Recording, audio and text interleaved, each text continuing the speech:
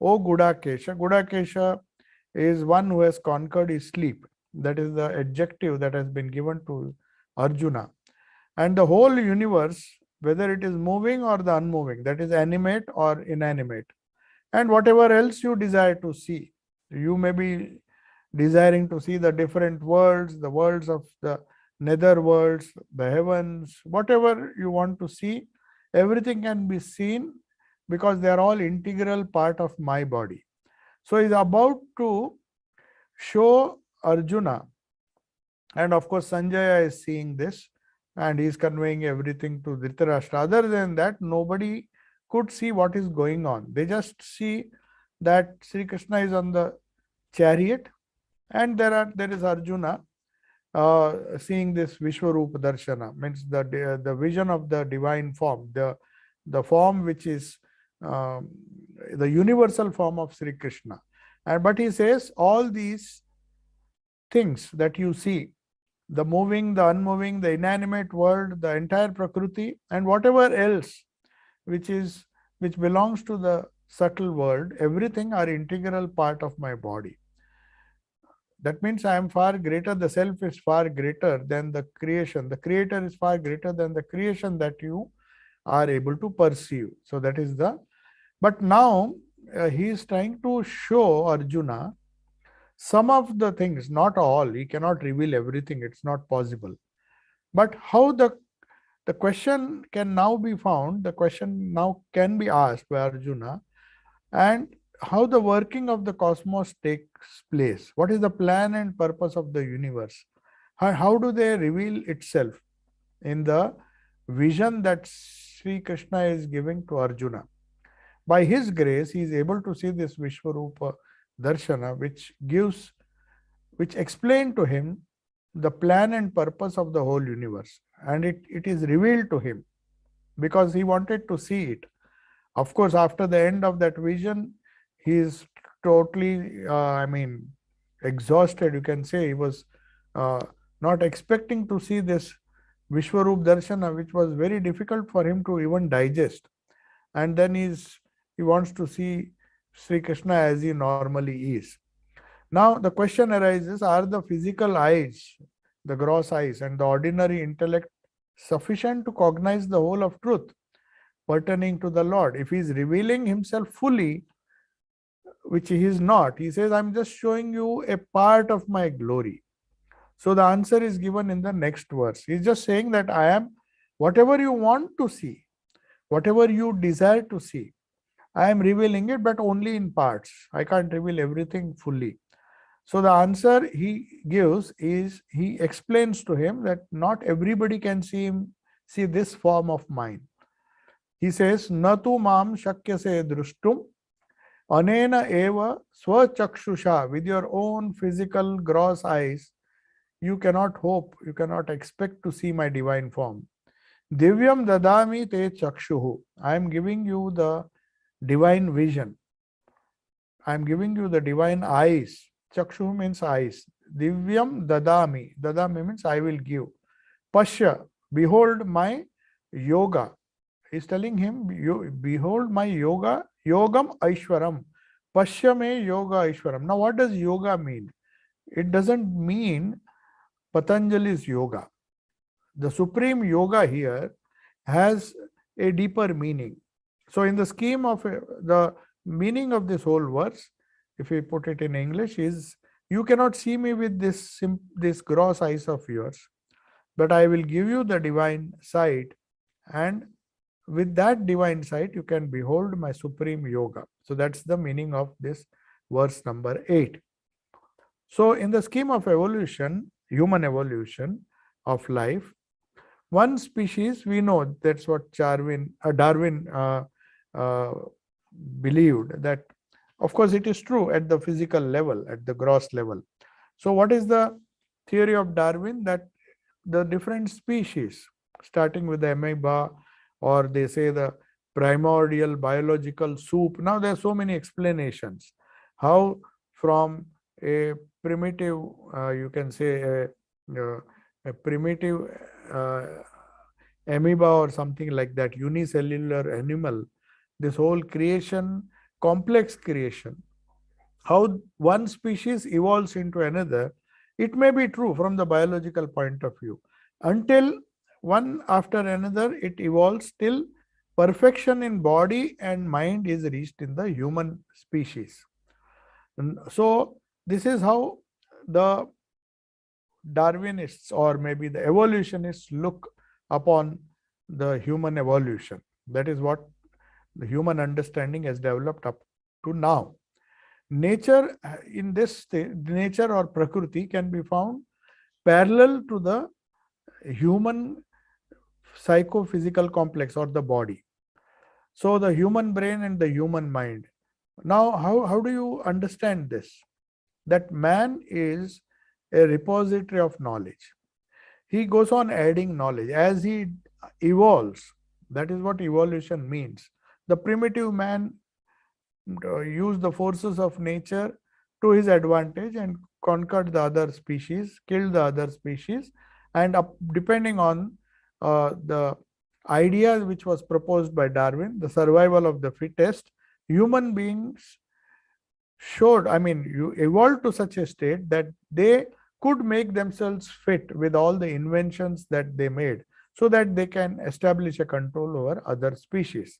That is how continuously an evolving human being, now medical frontiers and the physics and all the sciences have developed to such an extent that what we could do 30 or even 10 years ago, we are doing much better. We have added to that repository of knowledge.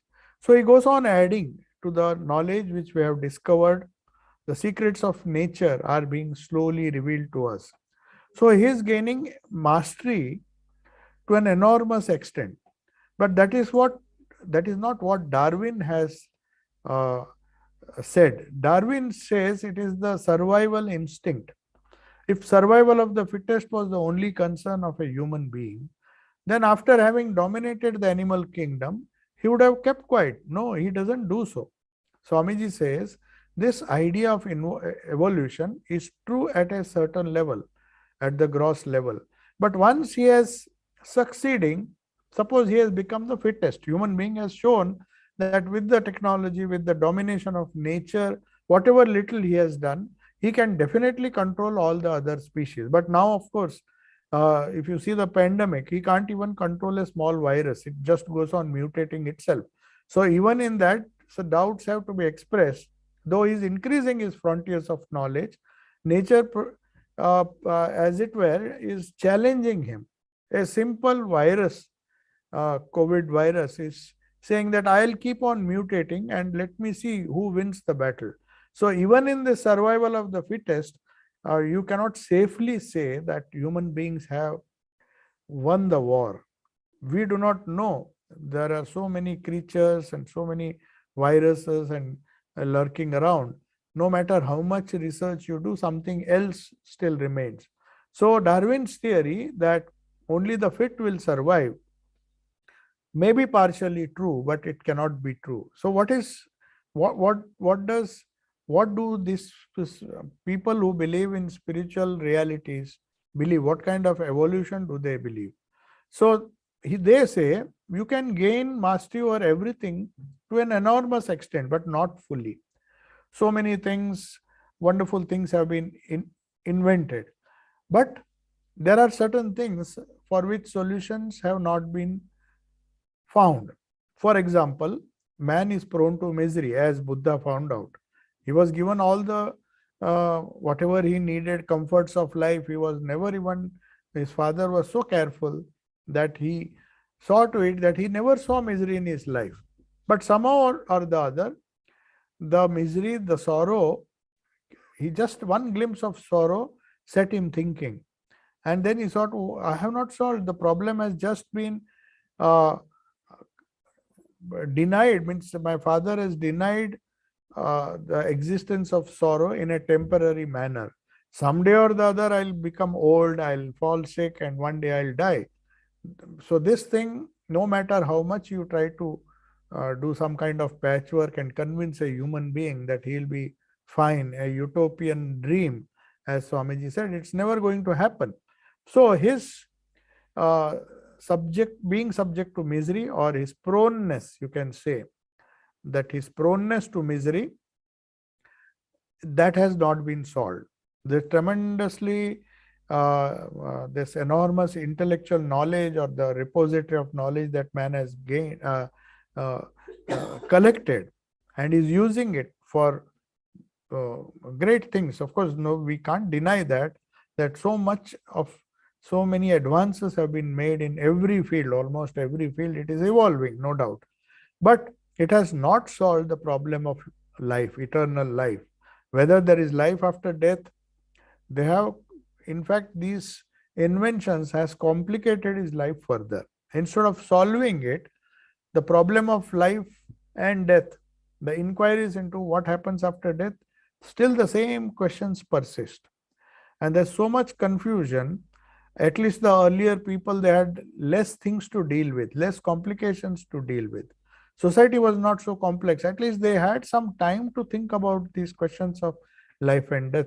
But unfortunately now, man is so busy, or he has succeeded in making himself artificially busy, so busy for what he doesn't know, but he doesn't even have time. Now, if earlier, maybe 50 years ago, or maybe 100 years ago, when Swami Vivekananda came, people had time, though they were scientifically not so advanced. We did not have internet, we did not have this wonderful communication technology where we can send signals all over the world. People sitting anywhere could listen to these talks or communicate with each other. These things were not there, but wherever they were at least able to, because then if their simple needs were met, the basic needs, you can say needs, not the greed, the needs were met of a human being. He had sufficient time, or enough time, to think about deeper questions of life and death. That is why they say most of these rishis or the sages, they partially withdrew. If they cannot withdraw fully, they had to partially withdraw from the world. So that is known as the path of nivrutti. If you follow the path of pravrutti, which leads you to more and more bondages, then you don't have time for all these things. You can't go within you. You can't find the secrets that are within. You will be engrossed in trying to solve the problems of the world outside, and they are never going to end. So newer and newer problems will come, newer viruses will come, and then millions and billions will be spent in research. And once you solve that problem, something else will come. So it is, you can say that situation has not become simple. It has got complicated further. And this yoga, which Arjuna is shown, he says, I am giving you that divine vision so that you can see my yoga. This yoga word is used here by Sri Krishna in this sense. By this yoga, you will lead a life of fulfillment. That is the definition of yoga here, not Patanjali's or any other yoga. There are so many interpretations of the word yoga, but here he says, when Sri Krishna says, behold my supreme yoga, behold my supreme method, a method by which you can reach true fulfillment. So through the practice of yoga, the yoga as Sri Krishna is describing now, that divine eye can be developed. Now, of course, it is through his grace. He has given him the divine vision, though he perhaps might not have been qualified to do so. He was not a yogi so that he can have this divine vision. But out of his infinite grace, the incarnation or the avatara has the capacity to temporarily bestow upon him this divine sight, or the divine eyes. Divya chakshu. Chakshu means eyes. So this divine eye has been developed in Arjuna temporarily. You have to remember this. This vision did not last for a long time. After that, Sri Krishna withdrew. And in fact, if you see, after many, many years, this wonderful message, which was, of course, given to the entire world, but Arjuna was the first to hear it. And of course, Sanjaya could hear it and explain everything to Dhritarashtra. But others who were in the battlefield, they were just watching what is going on. Something is going on, but they were not able to hear, nor they were able to see the divine yoga, the Vishwarupa Darshana. But even this, the wonderful advice that he gave, Sri Krishna gave, Arjuna forgot. Say 30 years when he was in Dwaraka, one day suddenly he said, you remember when we were in the battlefield, you said some wonderful things, but unfortunately nobody recorded it or no notes were taken. So Arjuna perhaps felt that I have forgotten everything. Even the memory of that Vishwarup Darshan I would have forgotten. Unless one is a perfected yogi, he cannot have sustained this divine vision. So he asks him, then Sri Krishna says, now it's not possible for me to repeat the whole thing again. If you have forgotten, it is your problem. But anyway, I will teach you the essence of what I taught. That is why in the Mahabharata we have a Anu Gita. Anu means a short. Anu is always means a shortened version. So it's gives the essence of the whole Gita in a very short way. So here also he is saying that by my grace I have given you this divine vision, and this spiritual eye, Divya Chakshu, which you have got now, with that you can see my Vishwarup Darshan. But for people on whom I do not bestow this grace, they can also surely, with certainty, develop that spiritual eye where they can have this vision. It is nothing but a disciplined life that will lead a disciplined spiritual life. It's an outcome of a perfectly disciplined spiritual life. So man completes his evolution according to Swamiji and according to Sri Krishna also. The evolution of man can be complete when this divine insight is developed.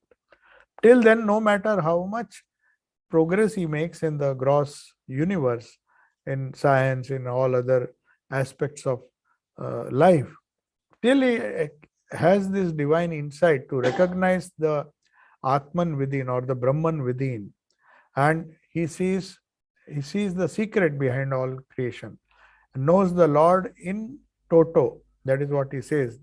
You have to understand me. That is what Swami Sarvasthananda wrote in his introduction.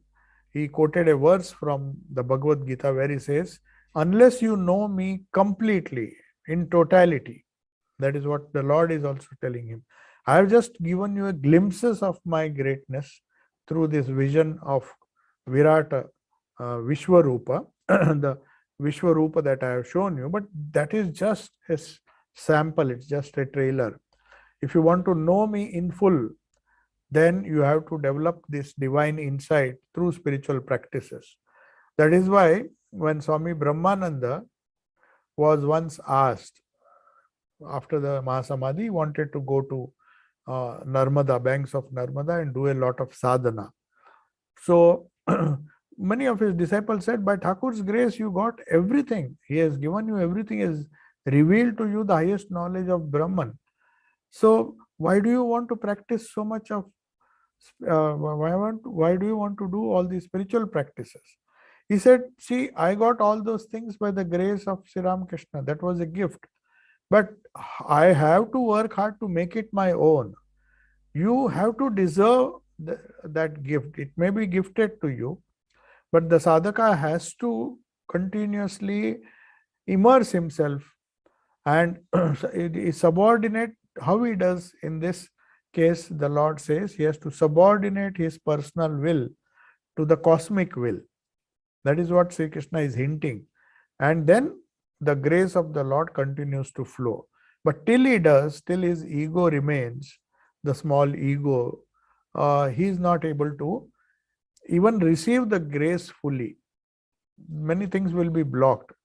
So when all these conditions are fulfilled, when his ego, or as we discussed in Patanjali's Yoga Sutras, the samskaras or the kleshas are almost destroyed, then the true glory of the Lord is revealed.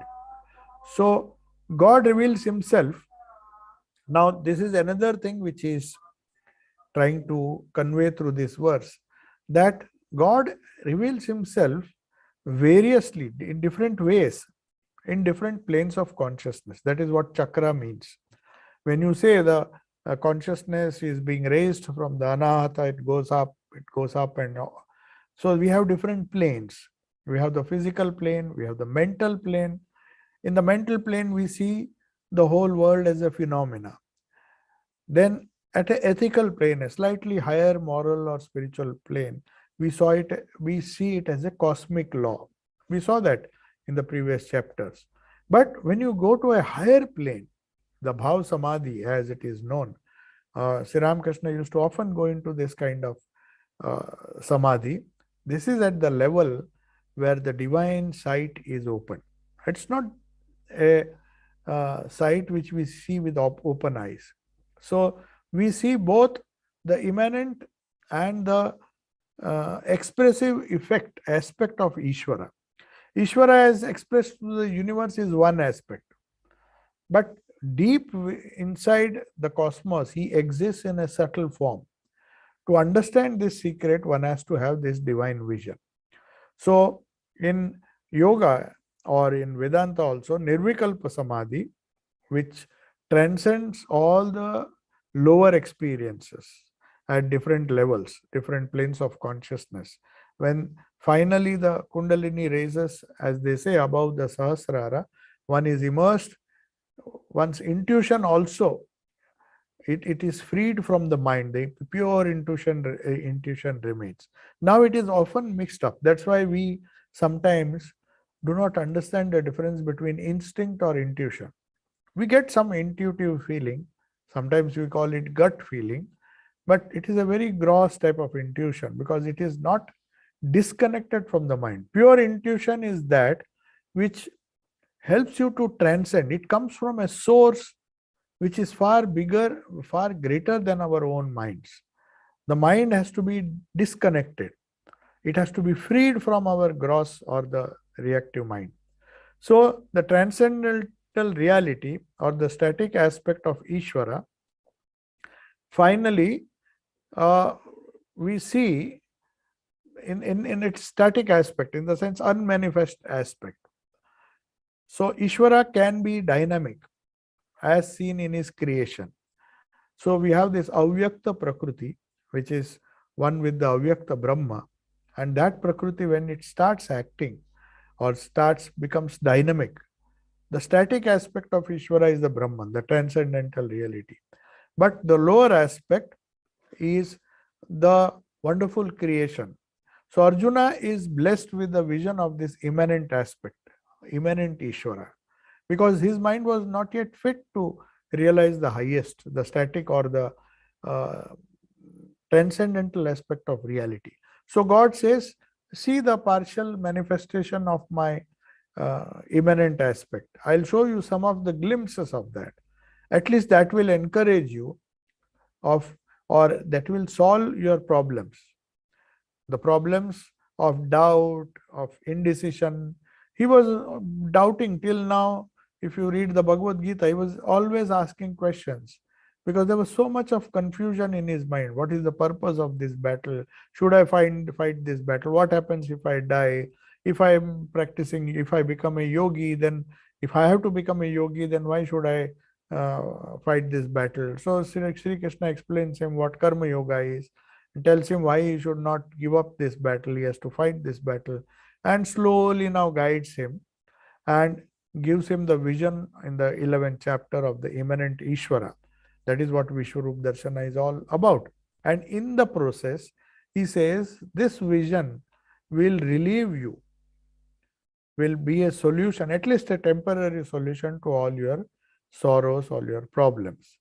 Now, he then agrees. After all these things, you see, after the 18th chapter, a person who was practically giving up the desire to fight. He was nervous, he was full of fear. He did not want to fight. He thought he was fighting a losing battle. So what happens is, when you get even a partial vision of the immanent Ishvara, it helps you to get some kind of enlightenment to discharge your duties, swadharma, as a willing instrument at the hands of the Lord. This is the first stage. So you say, okay, I can't withdraw totally. I can't immerse myself in Nirvikalpa Samadhi. Since I have to work, as Swamiji said in his London lectures, that if you cannot come out of the machine, at least try to work your way out of the machine. You just can't deny the machine. You are inside the machine, inside a very complicated mechanism. You have to slowly extract yourself out from it. So you first do karma, you discharge your duties as the first step, and if you do it properly as a karma yoga, then you become slowly, and you surrender your will to God. So surrender your will to the will of the Lord slowly. Then you become a willing instrument, and then He will teach you how to be a proper instrument. So the sage Vyasa here, I mean in the Bhagavad Gita, he says, uh, definitely Vyasa is the creator of this Mahabharata, or the writer, you can say. So he is intuiting. I mean, Mahabharata, you know how it was written. It was, they say, when Ganesha was asked to be a scribe, and Vyasa was trying to dictate all the, in fact, not only this, the Bhagavatam and all the Puranas and everything is ascribed to Vyasa. Maybe there are different Vyasas, but anyway, the way it was done was that he used to intuitively compose all these scriptures. And Ganesha was the only one who was capable. That is how the stories go. That just shows there is a deeper meaning to that. Ganesha was asked to, was requested by Vyasa to write the scriptures. And Ganesha said that I am a busy person, like all top stenographers. You see, if you stop dictating, I'll just leave this and go away. You have asked me to write, but I am not going to waste my time sitting here, and when you get some thoughts, then you will make me sit, wait. Then it was a big problem, because he knew it, that he would not get a person better than Ganesha to compose it. It's a story, but it signifies a lot of things. Then Vyasa said, okay, but there is one more condition. If I dictate something, unless you have understood the meaning of that verse, you should not write. So you have to. So then Ganesha found that he has to take his time to understand. And suddenly, when Vyasa was running short of ideas or intuition, he used to suddenly compose a very difficult verse. And Ganesha had to scratch his head to understand. By the time he understood the meaning, again he will give him some. So there was a non-stop discussion. That shows that by the grace, the sage Vyasa, by his intuition, and he is able to compose this wonderful Mahabharata.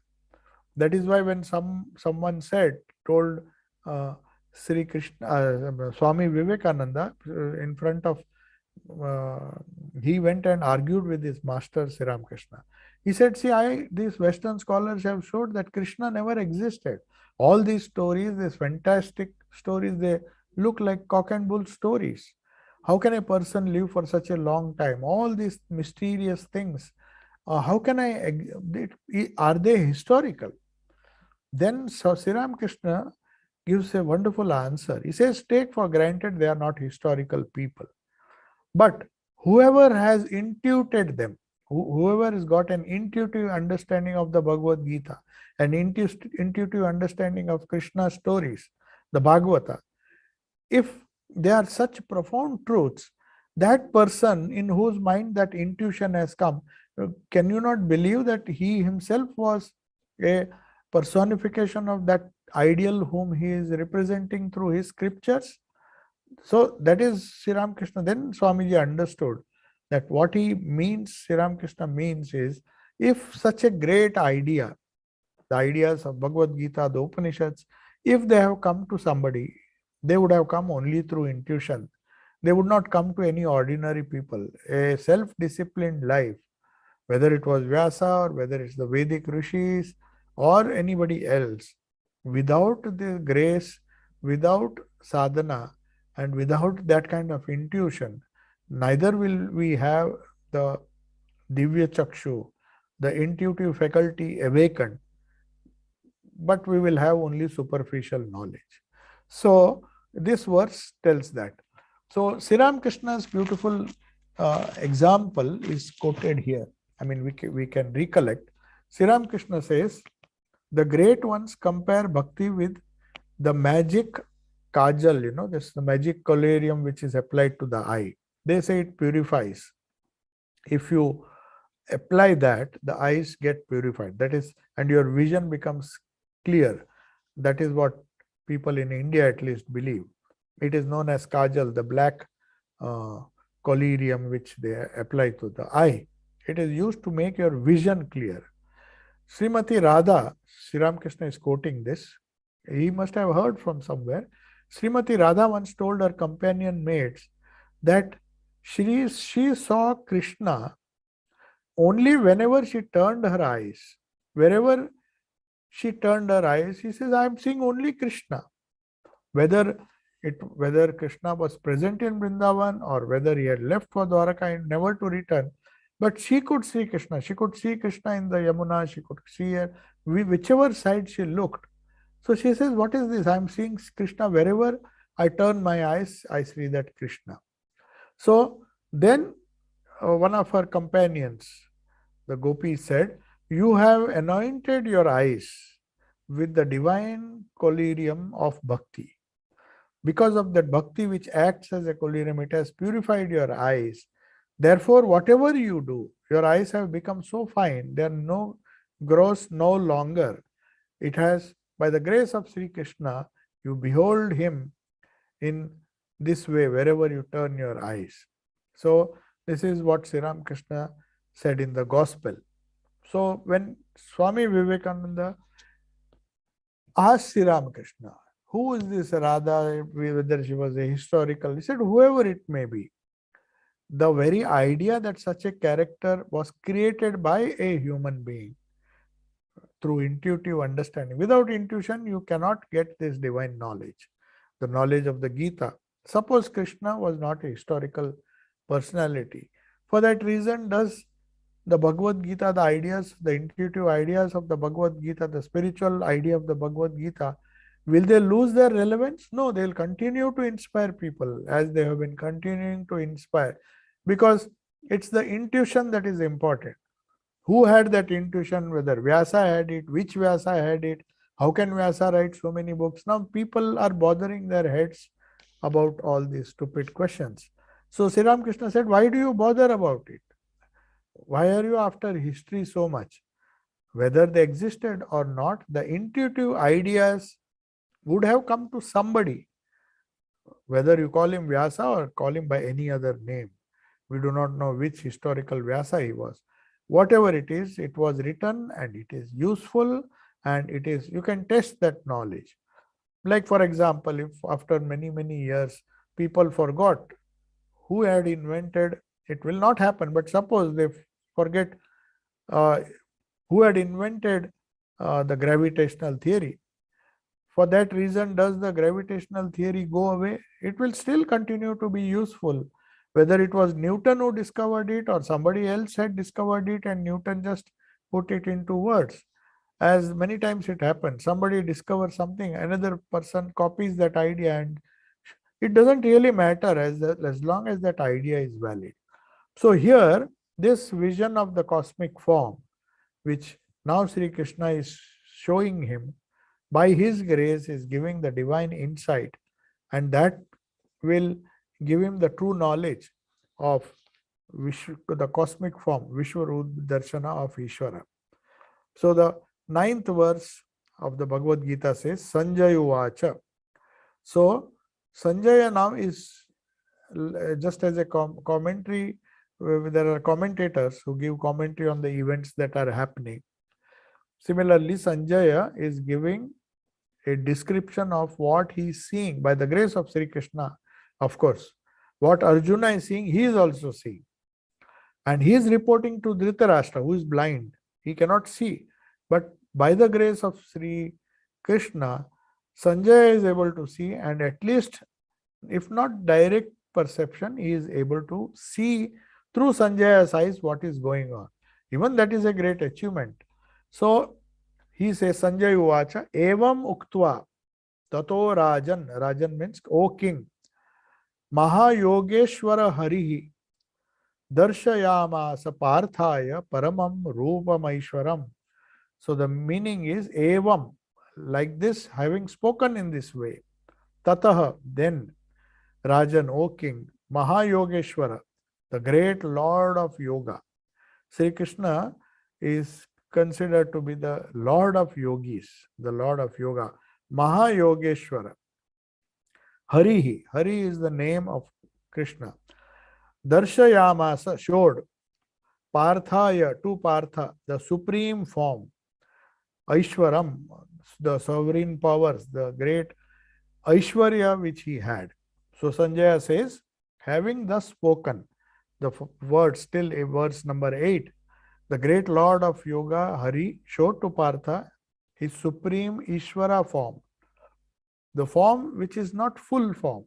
It's the part form which immanent form of the Lord he is showing. And even with that, Arjuna is totally overwhelmed because he had never seen anything of this sort.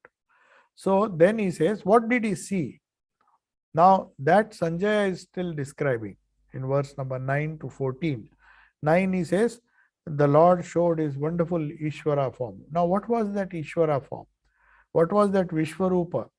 Aneka netra, aneka vaktra nayanam, aneka adbhuta darshanam, aneka adbhuta darshanam, aneka divya abharanam, divya aneka yat ayudham. What does it mean?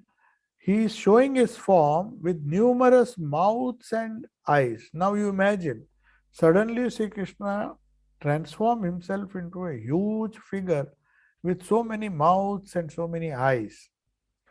We have heard in the Vedas also, he has eyes everywhere here. So that has been shown in a physical form as a vision. Of course, it's not the physical form, but it is through his divine eyes, he is seeing this form. Suddenly a huge figure with many mouths, many eyes, with many marvelous sights. Aneka adbhuta darshanam. Adbhuta means marvelous, wonderful sights with many divine ornaments. So a lot of divya abharanam, so many, whatever man can imagine, all those ornaments with the different aspects of the Lord are adorned with all, because these are the things which human beings run after. If you want to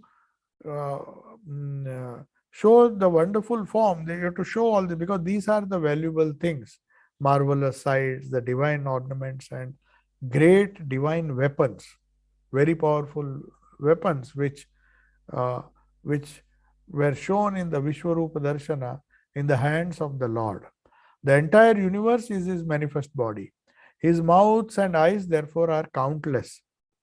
So, such happenings have to be admired, that all these divine incidents which are happening, all the miracles and the mystic visions that people are having, they are definitely a marvelous expression of divine glory.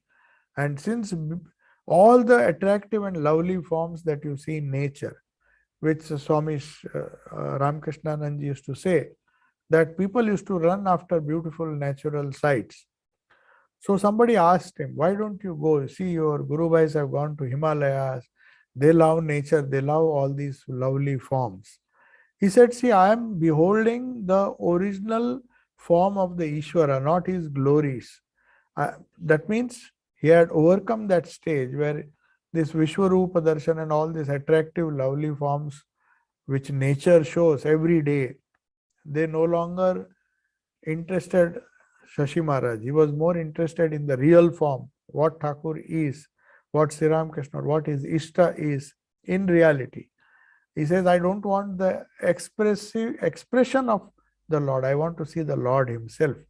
He can these expressions, these magnificent decorations and the ornaments, maybe may uh, inspire some people, or people may think it is wonderful because they have never seen. They always want to see costly ornaments and divine weapons. They are just fascinated with these things. So for them it may be a great thing, but he says, I don't care. For me, Himalayas are nothing but a few stones, one on top of each other. After all, it is a gross universe. So he had that insight to look through all these divine ornaments, this divine nature, and all the beauty put together did not inspire Shashi Maharaj. So, but here Arjuna has not attained to that stage. He still wants, unless this Vishwarupa Darshana was shown to him, he would not have even comprehended the transcendental glory of the Lord as a lower, as just to tempt him so that he can, just by seeing these wonderful sights, the divine designs and the happenings that will happen, the past, present, and future, everything was revealed to him. So, but he tells Arjuna very clearly, your duty is to fight. Now, my plan and my execution, it's the supreme will of the Lord that will prevail at the end. And the uplifted weapons, the Divya, Ayudham. Ayudham means weapons. They were an indication of what things will happen in this war. He is trying to warn Arjuna that don't think you are the only one with these divine weapons. Whoever asks for this temporal glory, he gets it. And the result is total destruction.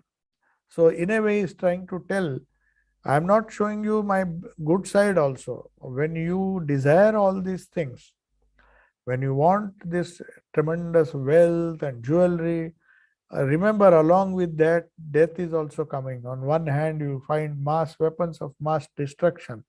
So with prosperity, with wealth, you also get the other side. So that is the total picture of Ishvara he is showing. Then it goes on, the next description, as Sanjaya is explaining to Dhritarashtra, because he is seeing this. So he says, next verse, Divya Malyam Baradharam, Divya Gandhanulepanam, Sarva Ascharyam Mayam Devam, Anantam Vishwato Mukham. Means Divyam Malya Ambaradharam, wearing divine garlands, rare flowers and beautifully scented flowers and beautiful clothing. These are the things which fascinate a human being. So the Lord is shown to have, it is just to give him an idea, no matter how beautiful your dress is, the Lord can create these temporary things in a very big scale. Celestial perfumes, whatever you want, whatever you think is so valuable, see, I can create much more than that. All wonderful, resplendent, boundless, and Vishwato Mukham. Anantam means endless. He has no end. One after another, garlands, and you are just fascinated by a few possessions, and you pride yourself that you are having all these things. With a small perfume bottle you buy, you think you are owning the whole world. And see now all the celestial perfumes, the celestial garlands, the clothes, whatever you want, the best what you can find on this earth, much better than that, I can show you. But what is my form? I am resplendent. Devam. Devam means one who shines. Is shining. All the aspects of the Lord are full of light and they are resplendent. Anantam, they are endless. Vishwato Mukham, with faces on all sides. Vishwato Mukham means the idea that Vedas also, they say, the wonderful panorama that we see in the whole world, in nature, the divine vision which Sanjaya is describing to Dhritarashtra, who of course was blind, who could not see. So the panorama that we see, the nature reveals its secrets in wonderful ways. But compared to that, this was far more superior. The divine eye enabled Arjuna and Sanjaya to see things which he cannot even believe can exist in this ephemeral world. So, everywhere these godly features, just to show him that what you are aspiring after is something trivial, it's trash. It's like when you get a 24 karat gold, somebody shows you imitation jewelry. Compared to that, this is nothing. So, Lord is saying, see my glory. Even this is trivial. So, what to speak of your small wealth and possessions which you uh, pride yourself that you possess all those things. So, he says, then he shows another vision, and this is still more overwhelming. He says, Divi means in the sky, Divi Loka, or in the sky. Divi Surya Sahasrasya Bhavet Yugapat Uthita, not Utsthita, Yadhi Bhaha means splendor. Sadrushi Sa Syat Bhasaha Tasya Maha Atmanaha. So he says, Divi, in the sky, Surya, suppose all of a sudden 1,000 suns come. You can imagine how much of light or how much of illumination there will be. Bhavet. Even in the sky, if hundreds of thousands of sun suddenly shine, Yugapat, at once. Yugapat means in a moment. Utthita, if suppose they rise, suddenly million suns or thousands of suns rise. Yadi Bha, the splendor, Sadrishi, that splendor which will be the result of such a 1,000 suns, even that, even greater than that, Bhasa, splendor, Tasya, of that Maha Atmana, of that mighty being. Maha Atman means the Brahman or the Paramatman. The word here used, Maha Atman. The glory of the Supreme Self is far greater than, even if the splendor of 1,000 suns were to blaze forth at once in the sky, that would be nothing compared to the splendor of that Mahatman. It is far more glorious. So here, men with the Mahatman word is used, there is a significance, the great soul. We are all souls. We are also Atman. In the Vedantic sense or in the Advaitic sense, Atman and Brahman, they don't, they merge. But when you are a dualist, when you are approaching God as an Ishvara, the simile of 1,000 suns makes sense there. Just to tell them, because we have no idea of the infinite. So at least 1,000 suns, if you just indicate 1,000 suns, we can't even see it, look at a single sun. Therefore, to create an idea of the glory of the Atman, Mahatman or Brahman, this simile is used. It's not a correct estimation, but it is used by the Lord to just create a sense of wonderment in the mind of Arjuna. Next verse, 13 verse, till 14, the glory of the Lord or glory of Brahman or glory of Ishvara is being described. Now this is being described to Dhritarashtra by Sanjaya. Of course, Arjuna is seeing that. So he is mentioning this in this verse. Tatrekastham Jagat Krishnam Pravibhakta Anekadha Apashyat Devadevasya Sharire Pandavastada. So he says, there in the body of the God of gods is the Ishvara, Tatra, resting in one. The whole universe is resting in him. The whole universe is, as it were, divided in many groups, in many souls. The God of gods is the supreme Ishvara, and he has been, as it were, divided into different groups or different souls in the body, Sharire. The bodies that Jiva possesses, these in the body, they are seen as limited with its many divisions. But if you see, the Supreme Self is like putting all the whole universe with its many divisions all drawn together into one. So here the idea of unity in diversity. When you see diversity, you are limiting the Lord. When you say this is different, so the more diversity you see, the more confused you are.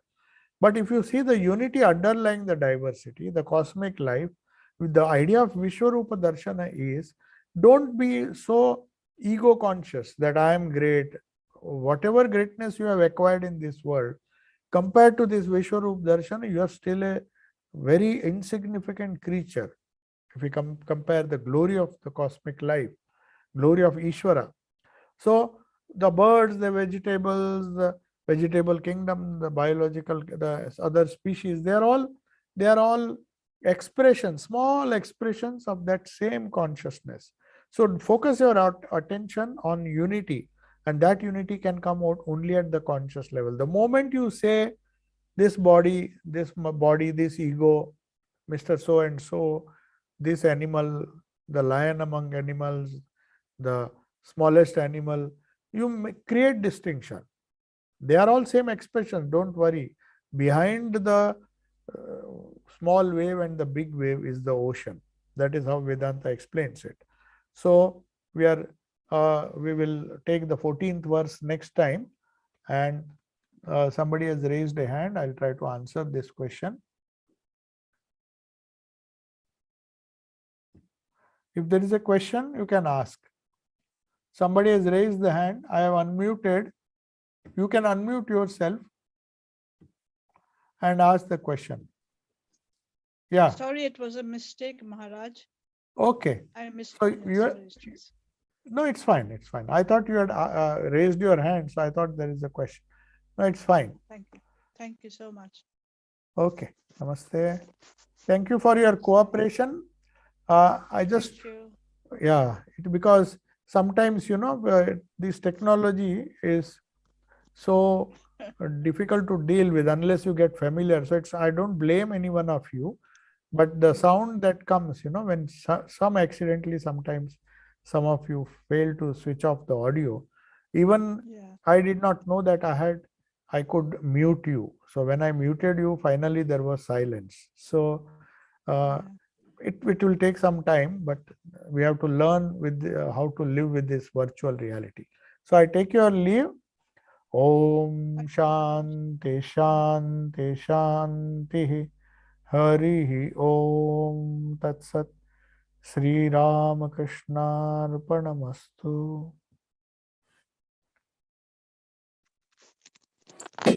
Pranam Maharaj. Namaste. You want to ask? Thanks for your time. Thanks for your time. Oh, this is Varadrajan? Yes, Maharaj. Okay. I thought you wanted to ask some question. It is all straight. It is all very straightforward. Bhagavad Gita is simple. Sometimes I make it complicated by overthinking Bhagwan's words, Maharaj. Yes. Overthinking is a universal problem. That is because the mind is designed in such a way, especially when we do so many, we undertake so many tasks. Our lives are so complicated that even if we want to be simple and reduce our thinking, it becomes a big pain, you see. So that is why they say meditate. Chitta vrittis, the vrittis of the mind have to be reduced in such a way that gradually, it cannot be done in one stroke. Slowly it has to be reduced, and then we have to focus on the essentials. So if we keep only the good vrittis, useful vrittis, then thinking also becomes straightforward. And it is not only your problem, everybody faces this. That is the whole challenge of spiritual life. Okay, so I'll take your leave. Om Shanti. Thank you, Maharaj. Thank you, Swamiji. Hari Om.